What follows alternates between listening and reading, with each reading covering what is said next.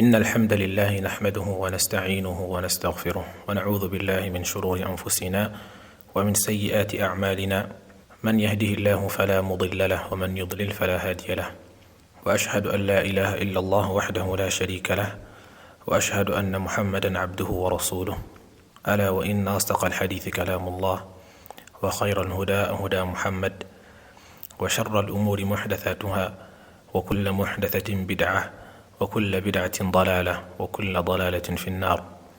Certes, les louanges appartiennent à Allah, nous le louons, nous implorons son aide et son secours, nous cherchons refuge auprès d'Allah contre les maux de nos âmes et nos mauvaises actions. Celui qu'Allah guide, nul ne peut l'égarer, et celui qui l'égare, nul ne peut le guider. J'atteste qu'il n'y a nulle divinité vraie, si ce n'est Allah, seul et sans associé, et j'atteste que Mohammed est son serviteur et son messager. Certes, la plus véridique parole est la parole d'Allah, et la meilleure guidée est celle de Mohammed. Les pires choses sont les inventions. Toute invention au sein de la religion est innovation. Toute innovation est égarement, et tout égarement conduit en enfer. Nous poursuivons toujours la traduction de notre livre إتحاف العقول بشرح الثلاثة الأصول للإمام محمد بن عبد الوهاب رحمه الله بشرح الشيخ عبيد الجابري رحمه الله.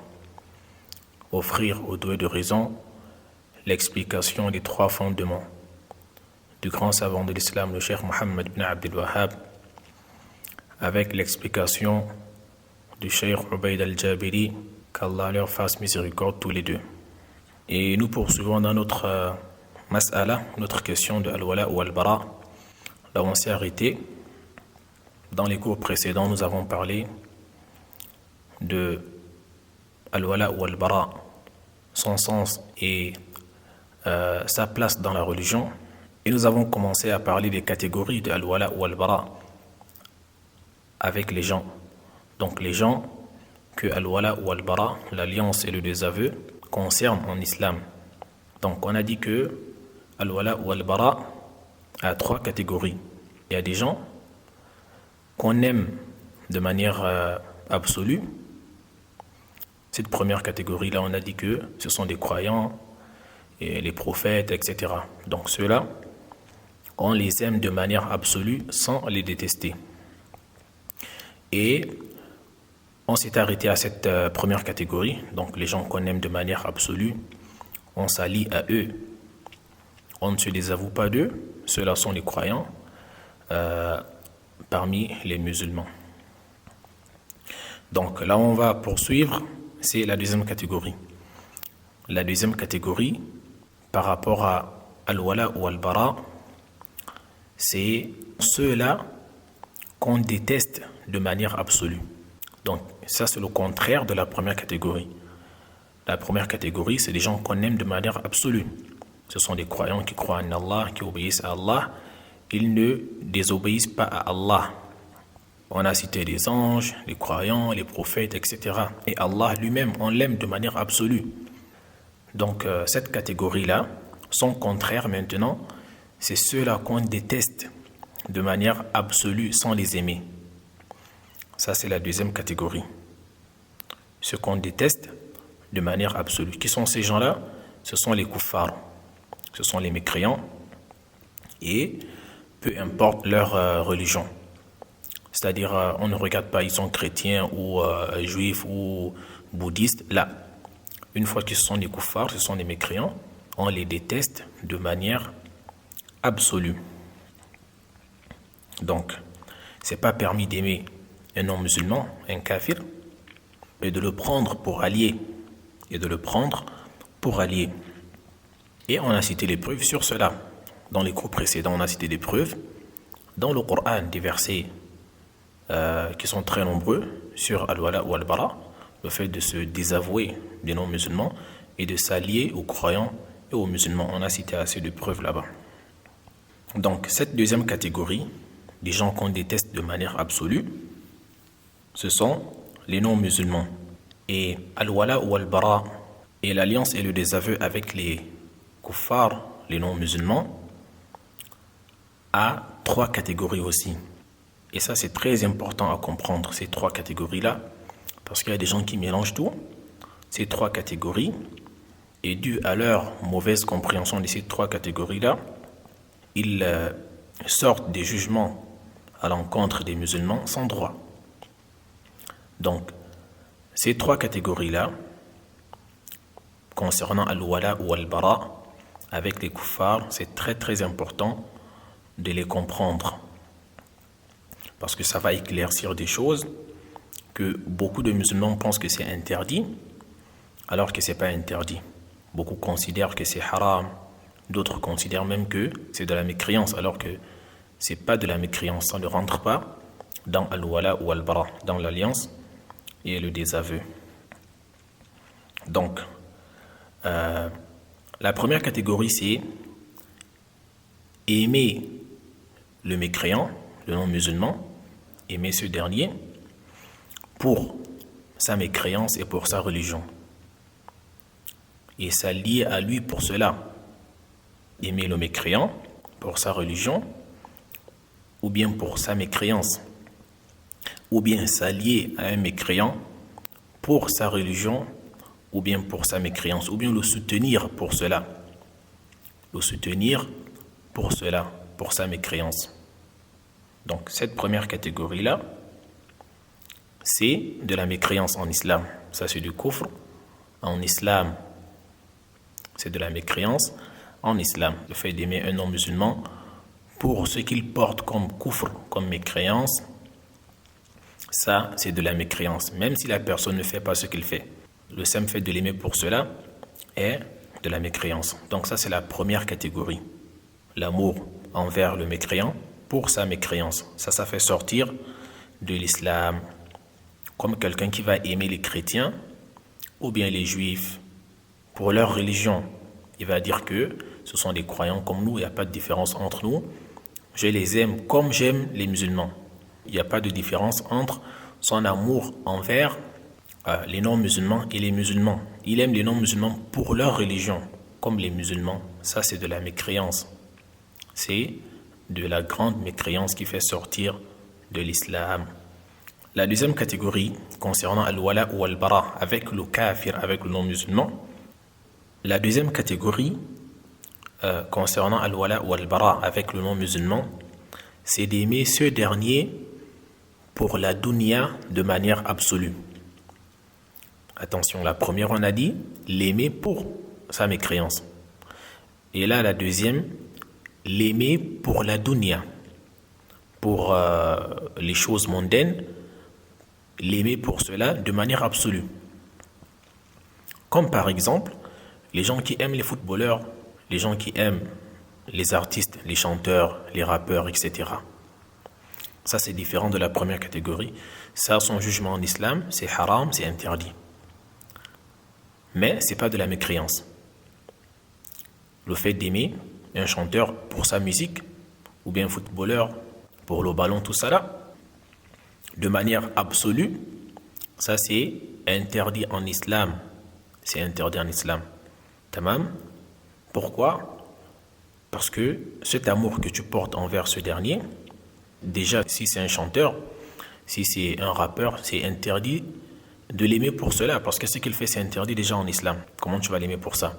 C'est comme si tu t'es associé à lui dans son mal. Le fait que tu aimes ce mal qu'il fait là, c'est une sorte de soutien que tu lui donnes. Et c'est pas permis de soutenir le mal en islam. Déjà que la musique elle-même, elle est interdite en islam. Et pareil pour le footballeur qui joue au ballon, même si à la base le ballon c'est quelque chose de mubah, avec les conditions réunies bien sûr, comme par exemple le fait que ce jeu-là ne l'empêche pas d'accomplir les obligations religieuses, comme la prière à l'heure, et aussi que ça ne soit pas dans la mixité entre les hommes et les femmes, et aussi de couvrir ses parties intimes, sa aura, pour les hommes bien sûr. Ça, il n'y a pas de problème pour le ballon, c'est quelque chose de mubah, c'est permis à la base de jouer le ballon comme sport. Mais si ça t'empêche d'accomplir les obligations ou bien ça te pousse à commettre les interdits, ça devient haram. Comme par exemple si ça t'empêche de prier à l'heure ou bien d'accomplir d'autres obligations. Donc, si tu aimes ce non-musulman pour le ballon, alors cet amour-là va te conduire à l'aimer pour autre chose. Voici pourquoi on voit les gens qui aiment des joueurs de football ils vont les imiter, ils vont se coiffer comme eux, ils vont s'habiller comme eux, ils vont souvent chercher à parler comme eux. Et ils vont connaître leur biographie. Il va connaître la biographie d'un footballeur alors qu'il ne connaît même pas la biographie des compagnons. Il connaît les noms des joueurs, de sa femme ou bien ses copines ou ses amis, les noms de ses enfants. Il maîtrise par cœur alors qu'il ne connaît pas les noms des compagnons du messager d'Allah sallallahu alayhi wa sallam. Donc, c'est pourquoi c'est interdit de l'aimer de manière absolue. Donc la deuxième catégorie, c'est aimer le non-musulman pour la dunya de manière absolue. Tu ne l'aimes pas pour sa religion. Tu n'aimes pas ce chanteur-là parce qu'il est mécréant. Si par exemple c'est un mécréant. Si tu n'aimes pas ce joueur de football parce qu'il est mécréant, non. Tu l'aimes juste parce qu'il sait bien jouer au ballon et ça s'arrête là. On parle du joueur non-musulman. Donc, cet amour-là, c'est interdit en islam, mais ce n'est pas de la mécréance.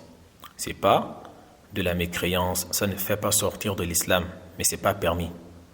Et on a cité la raison, parce que ça te conduit à autre que cela.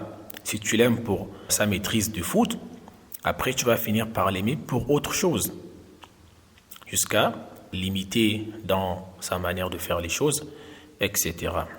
Donc la deuxième catégorie, c'est aimer le kafir, le non-musulman, pour la dunya, de manière absolue, ça c'est interdit.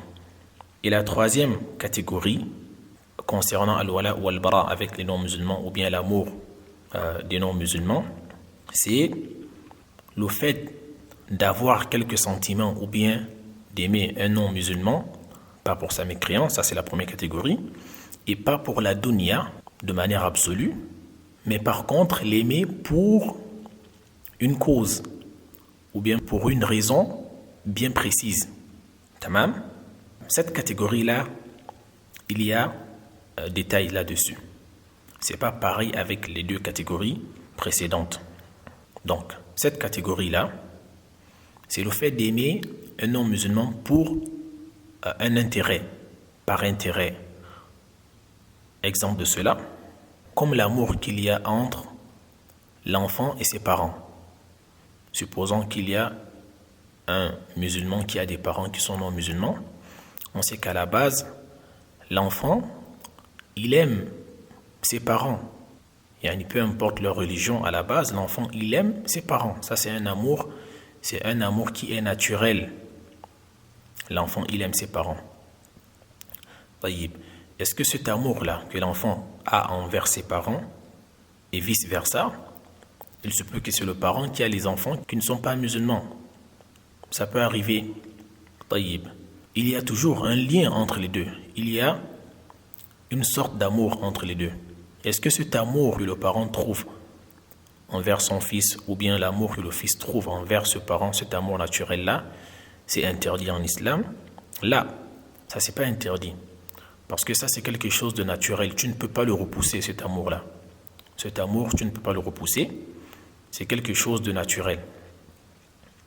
Donc, cette troisième catégorie, le fait d'aimer le non-musulman pour un intérêt ou bien une cause bien précise, on ne dit pas que c'est haram ou bien c'est de la mécréance.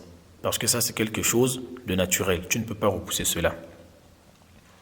Et pareil, comme l'amour qu'il y a entre l'homme et sa femme qui t'habille parmi les gens du livre.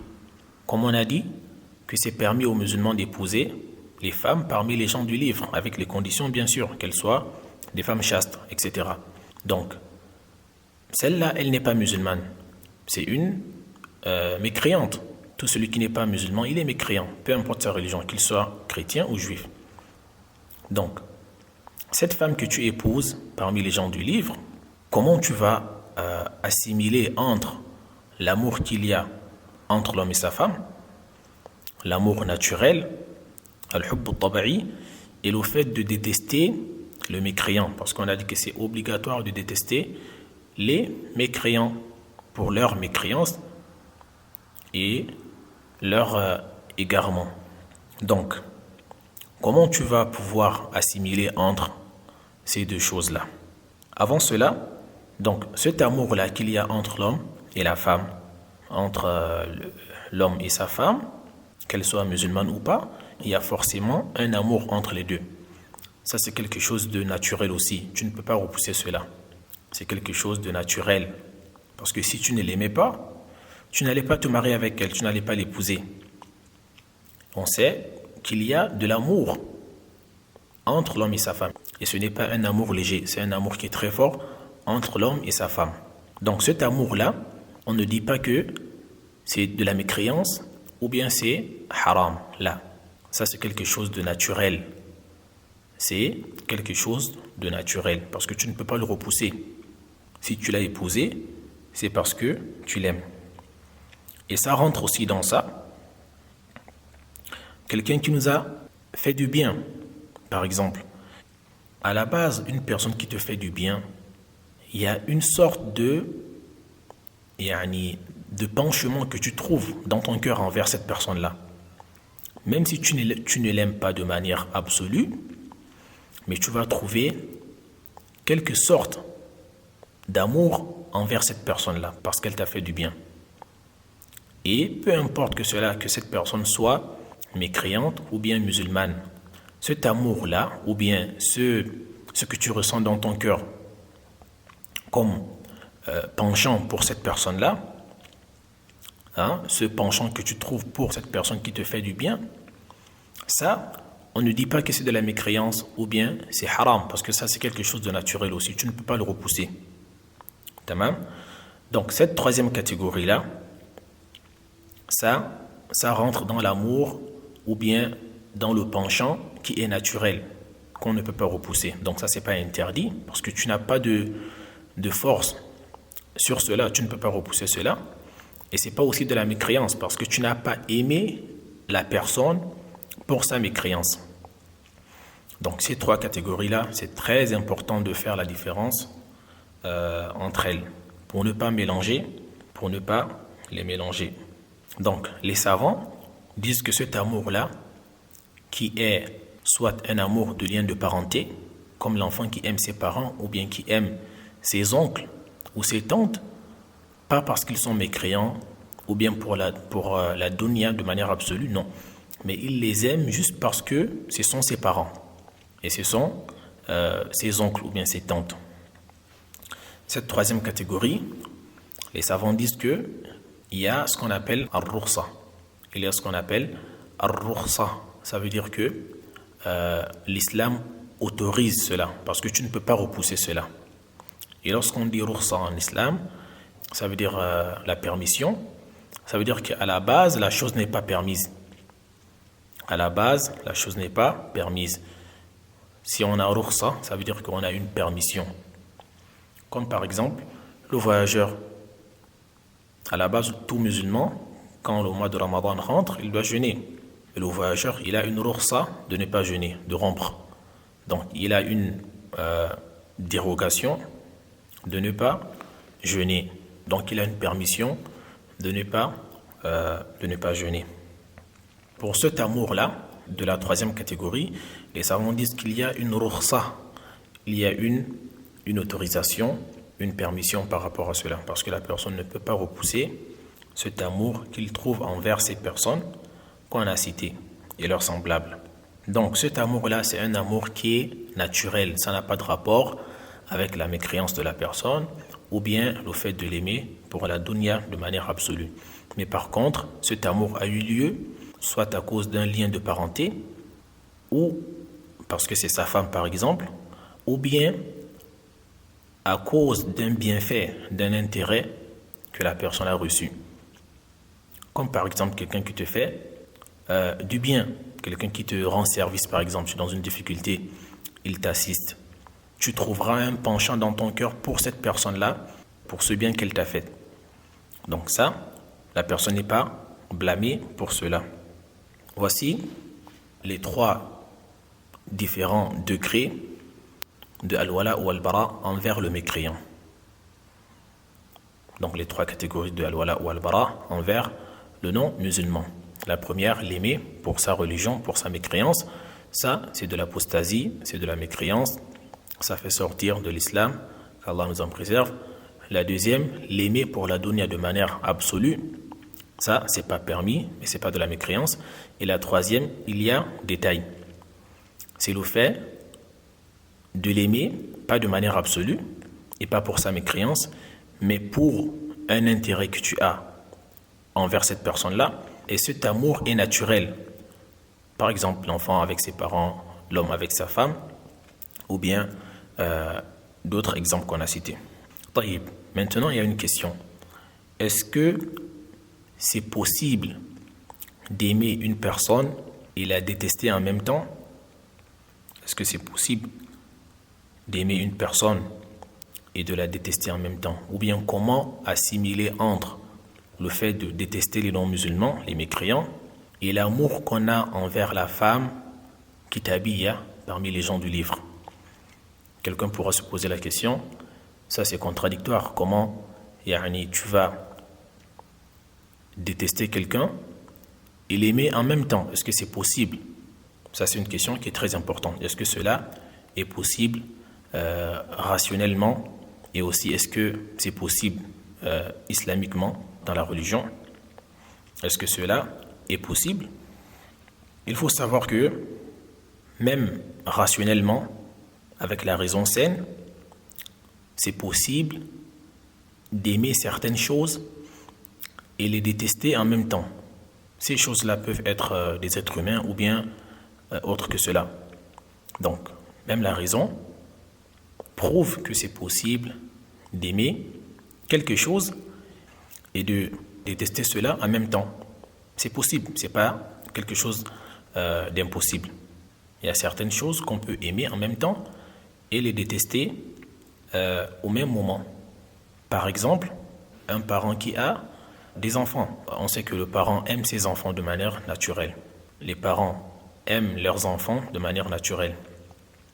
Taïb, si on trouve parmi les enfants un qui ne respecte pas ses parents, par exemple, il n'écoute pas ses parents, il n'obéit pas à ses parents, il ne les respecte pas, c'est connu que les parents ne seront pas satisfaits de ce dernier. Ils ne vont pas l'aimer pour ce comportement qu'il a envers eux. Ils vont même le détester pour cela. Ils vont le gronder, d'autres vont le taper pour cela. Mais en même temps, tu vas trouver qu'ils aiment ce dernier-là. Ils aiment ce dernier parce que c'est leur fils, mais ils le détestent pour ce comportement qu'il a envers eux. Là, ils ont eu son amour et son animosité aussi à la fois. Et ce qui prouve qu'ils aiment encore cet enfant-là, même s'il est délinquant par exemple, ou bien ils ne les respectent pas, c'est que ils restent toujours avec eux dans la même maison. Ils lui donnent à manger, ils lui donnent à boire. Et s'il tombe malade, ils vont même l'amener à l'hôpital. Donc ça prouve qu'ils aiment toujours cet enfant-là. Ça prouve qu'ils aiment toujours leur enfant. Mais de l'autre côté, ils détestent aussi ce dernier parce qu'il ne les écoute pas, il n'est pas obéissant, il ne les respecte pas, etc. Donc même avec la raison, c'est pas impossible. C'est plutôt même quelque chose de réel. On ne peut pas nier cela. Et un autre exemple aussi que certains savants citent, le malade. Quelqu'un qui est malade, lorsqu'il boit un médicament qui est amer, il aime ce médicament parce que c'est une cause de sa guérison. Mais il déteste ce médicament pour ce qu'il a comme amertume. Il déteste ce médicament pour ce qu'il a comme amertume, parce que c'est amer. Il n'aime pas ce goût-là. Mais il aime aussi en même temps parce que c'est une cause de sa guérison. Et il va le boire comme ça, malgré qu'il ne l'aime pas pour son amertume. Donc, au même moment, il y a eu l'amour du médicament et son contraire. Donc, ça c'est quelque chose palpable. C'est quelque chose de réel. Et la raison approuve cela. Et il y a plein d'exemples qu'on peut citer. Il y a plein d'exemples qu'on peut citer comme cela. Et pareil pour la femme non musulmane, al-kitabiyya, la femme chrétienne ou bien juive. Le musulman qui a épousé une femme kitabiyya parmi les gens du livre, il aime sa femme parce que c'est sa femme, l'amour naturel qu'il y a entre l'homme et sa femme, pas pour sa religion et pas pour la dunya de manière absolue, mais pour un intérêt qu'il a envers cette femme-là, que l'homme a envers sa femme. Il l'aime pour cela Et en même temps, il la déteste pour sa religion. Donc il déteste son coufre, il déteste sa mécréance. Il ne l'assiste pas dans ça. Et il fait même des efforts pour qu'elle se convertisse à l'islam. Donc il a rassemblé entre l'amour de cette femme-là et son contraire en même temps. Donc c'est possible d'aimer certaines choses et le contraire en même temps, donc les détester. Donc la femme parmi les gens du livre, c'est possible de l'aimer et la détester en même temps. Détester sa mécréance, détester ses égarements. Donc il n'y a pas de contradiction entre le fait que l'islam nous ordonne de détester les non-musulmans et le fait qu'il nous ait permis d'épouser les femmes chastes parmi les gens du livre. Et l'amour envers la femme que tu épouses, c'est quelque chose, comme on a dit, de naturel. Tu ne peux pas le repousser. Tu ne peux pas le repousser. Donc forcément, si tu as épousé une femme parmi les gens du livre, c'est qu'il y a de l'amour entre vous. C'est qu'il y a de l'amour entre vous. L'amour que l'homme trouve envers sa femme et l'amour que la femme trouve envers son mari. Et cet amour-là, c'est même confirmé par le Coran. C'est-à-dire, il y a un nas, il y a un texte, il y a une preuve claire sur cela qui approuve cet amour-là entre l'homme et sa femme. Et sans regarder qu'elle soit musulmane ou pas. Allah qui nous a demandé de détester les non-musulmans, c'est en même temps celui qui nous a permis d'épouser les femmes parmi les gens du livre, les femmes chastes. Donc, Allah sait qu'il y aura de l'amour entre l'homme et sa femme, qu'elle soit musulmane ou pas. Malgré cela, il a permis d'épouser les femmes parmi les gens du livre, les femmes chastes. Cette preuve-là dans le Coran, Allah subhanahu wa ta'ala dit وَمِنْ آيَاتِهِ أَنْ خَلَقَ لَكُم مِّنْ أَنفُسِكُمْ أَزْوَاجًا لِتَسْكُنُوا إِلَيْهَا وَجَعَلَ بَيْنَكُم مَّوَدَّةً وَرَحْمَةً. Et parmi ces signes, donc parmi les signes d'Allah, أَنْ خَلَقَ لَكُم مِّنْ أَنفُسِكُمْ أَزْوَاجًا, le fait qu'il ait créé de vous des femmes. Donc il a créé pour nous des femmes de nous. Ça c'est parmi les signes d'Allah. Donc parmi les signes d'Allah, le fait qu'il ait créé pour nous des femmes à partir de nous. لِتَسْكُنُوا إِلَيْهَا, afin que vous cohabitiez, que vous viviez en tranquillité avec elles. Ensuite Allah dit quoi? وَجَعَلَ بَيْنَكُمْ مَوَدَّةً وَرَحْمَةً, et qu'il ait établi entre vous mawadda, l'affection, l'amour, wa rahma, et la pitié. Allah cite que parmi ces signes, le fait qu'il ait créé des femmes à partir des hommes et qu'il ait établi entre l'homme et sa femme de l'amour, l'affection, et que ce dernier trouve du repos envers sa femme. Donc ça c'est parmi les signes d'Allah qui montrent sa puissance, sa grandeur. Et il a établi de l'amour, mawadda. Al-mawadda, c'est l'amour, l'affection. Wa rahma, et la compassion. Ensuite il dit inna fi dhalika la ayatin liqawmin yatafakkarun. Il y a en cela des signes pour des gens qui réfléchissent. Il y a en cela des signes pour des gens qui réfléchissent. Ça c'est un verset qui est clair, qui montre qu'il y a de l'amour et de l'affection entre l'homme et sa femme. Il n'y a pas de différence entre la femme musulmane et la non-musulmane dans cet amour-là. Parce que c'est quelque chose de naturel, c'est quelque chose de taba'i, de jibilli, c'est naturel, on ne peut pas le repousser. Surat Ar-Rum, verset 21. Donc, cet homme musulman, il aime sa femme parmi les gens du livre de ce wajh-là, de ce côté, ou bien de ce sens-là. Il l'aime de ce sens, pas parce que c'est une chrétienne ou bien une juive, non, il l'aime pour cet amour qu'il y a entre l'homme et sa femme. Et en même temps, il la déteste pour sa mécréance, pour sa religion, La preuve en est que il ne la suit pas dans cela. Il ne la suit pas dans cela. Il déteste sa religion, il déteste sa mécréance, et il fait même des efforts pour qu'elle rentre dans l'islam.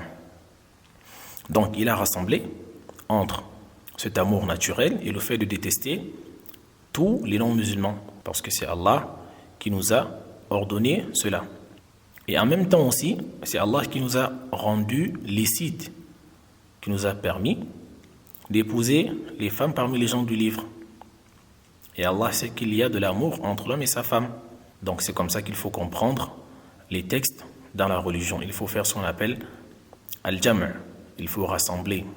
Donc la religion qui nous demande de détester les non-musulmans, en même temps c'est elle qui nous a permis d'épouser une catégorie parmi les non-musulmans. Et il faut savoir que ce n'est pas toutes les femmes non-musulmanes qu'il est permis d'épouser, c'est seulement parmi les gens du livre. Et les gens du livre sont les chrétiens et les juifs.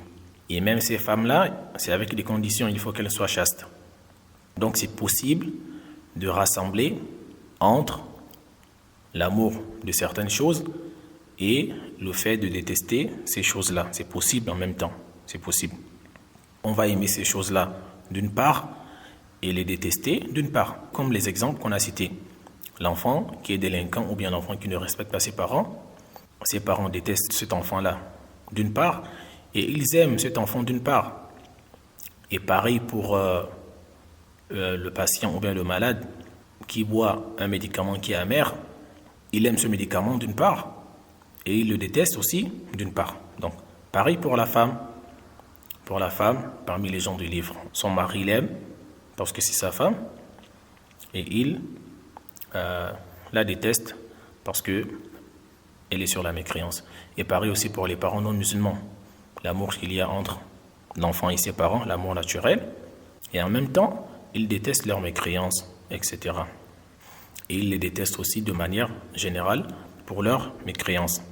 Et ça ne l'empêche pas d'être bienveillant envers ses parents. Ça ne le pousse pas aussi à mal se comporter avec ses parents, même si ces derniers sont des mécréants, à condition seulement qu'ils n'obéissent pas à ces derniers dans ce qui est interdit dans la religion, que ce soit de la mécréance ou bien ce qui est péché. Comme par exemple, s'il lui ordonne de faire de la mécréance ou bien du shirk, il ne fait pas, ou bien s'il lui ordonne de boire de l'alcool ou bien de faire des péchés, il ne fait pas. Mais en dehors de ça, il les respecte, il les écoute, il leur obéit et qu'il soit bienveillant envers eux. Donc cet amour-là, c'est un amour qui n'est pas général, c'est un amour qui est muqayyad. C'est un amour qui est restreint. Donc, c'est un amour qui est restreint à une cause, soit une cause de parenté ou de mariage, ou bien d'un bienfait qu'on a reçu de quelqu'un. Cet amour qu'on trouve, ou bien ce penchant qu'on trouve dans le cœur. Ce n'est pas un amour général, mais c'est un amour qui est restreint, qui est muqayyad. Donc, parmi cet amour qui est muqayyad, donc l'amour qui est particulier, ou bien l'amour qui est restreint à une cause ou à une raison, que le musulman trouve envers certains non-musulmans, il y a ce qu'Allah nous a cité concernant le messager d'Allah, sallallahu alayhi wa sallam, envers son oncle, Abu Talib. Le prophète, sallallahu alayhi wa sallam, il aimait son oncle, Abu Talib, et il aimait aussi sa guidance. Il voulait qu'il rentre dans la religion. Et en dehors d'eux, ce qu'il y avait comme amour entre le messager d'Allah et son oncle Abu Talib, ce qui a rapport avec le lien de parenté, c'est qu'Abu Talib, il assistait aussi au messager d'Allah dans sa prédication. Il le protégeait contre les mécréants de Quraysh, contre les Arabes qui voulaient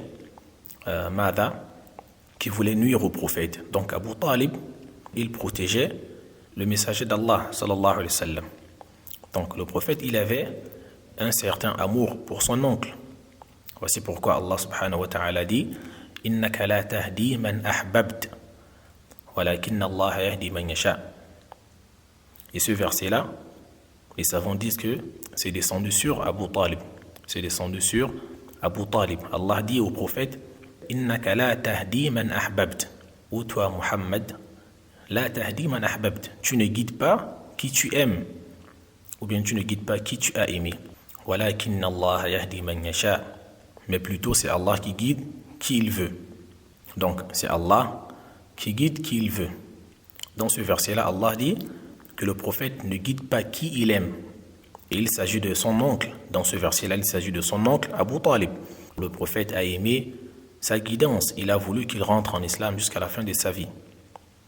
Mais il est mort sur la mécréance, sur la religion de ses ancêtres.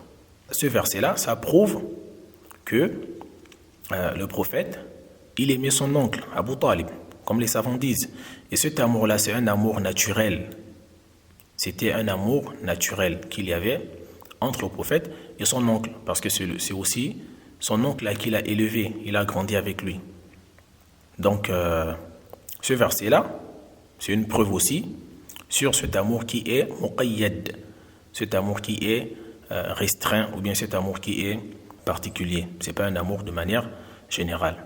Et il y a plein d'exemples qu'on peut citer sur cela, sur cette dernière catégorie de l'amour qui est restreint à une cause ou bien à un intérêt, comme par exemple le médecin ou bien le soignant qui soigne son patient ou bien le malade. Alors, ce malade-là, lorsqu'il retrouve de la guérison, il a un certain penchant qu'il trouve pour ce docteur qu'il a soigné, qui a été la cause de sa guérison.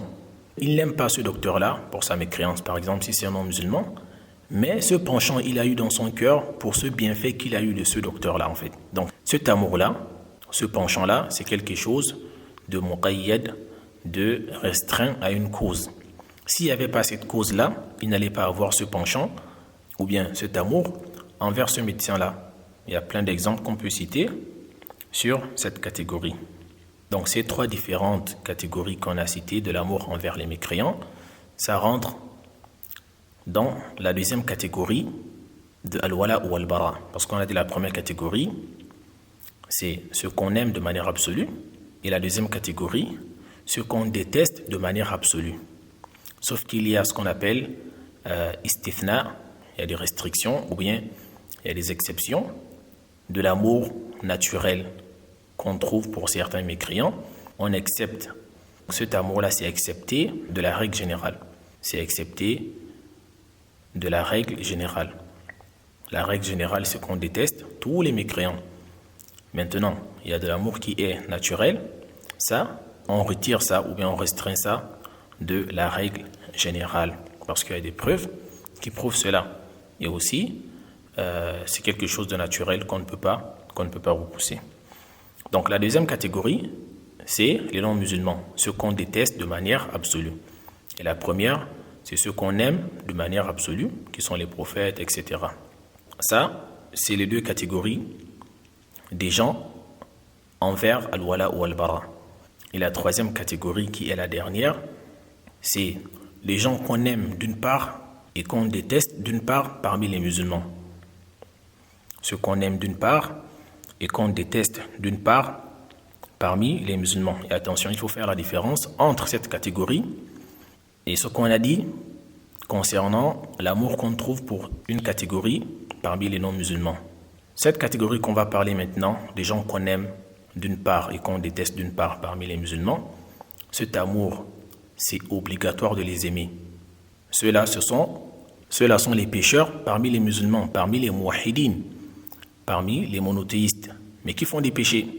Ceux-là, c'est obligatoire de les aimer pour leur iman, pour leur foi, pour leur tawhid, pour leur islam. Et c'est obligatoire de les détester aussi pour leur désobéissance. Par contre, la catégorie qu'on a citée parmi les kuffars, là où il y a l'exception, là où il y a autorisation de les aimer, comme la femme parmi les gens du livre, cet amour-là, ce n'est pas un amour qui est obligatoire, parce que c'est quelque chose de naturel. Et aussi, à la base, ce n'est pas obligatoire d'épouser une femme parmi les gens du livre. Ce qu'on peut dire, c'est mubah. Ça veut dire que c'est autorisé, c'est permis, mais ce n'est pas obligatoire. Donc l'aimer aussi, ce n'est pas obligatoire. C'est plutôt quelque chose de naturel que tu trouves dans ton cœur pour cette femme-là.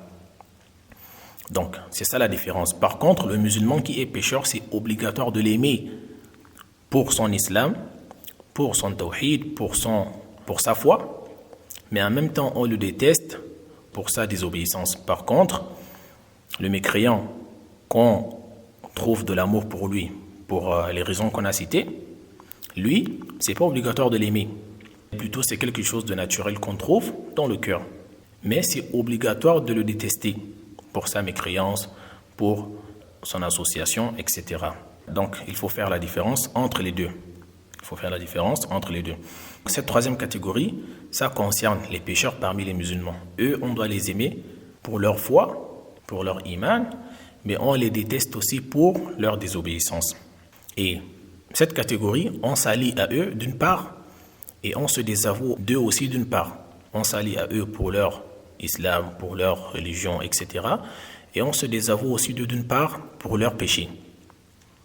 Pour leurs péchés, et on les déteste pour ces péchés-là.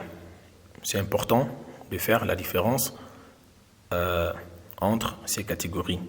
Et je pense qu'on va s'arrêter ici. Inch'Allah, et au prochain cours, on va poursuivre avec cette troisième catégorie, concernant les musulmans qu'on aime d'une part et qu'on déteste d'une part.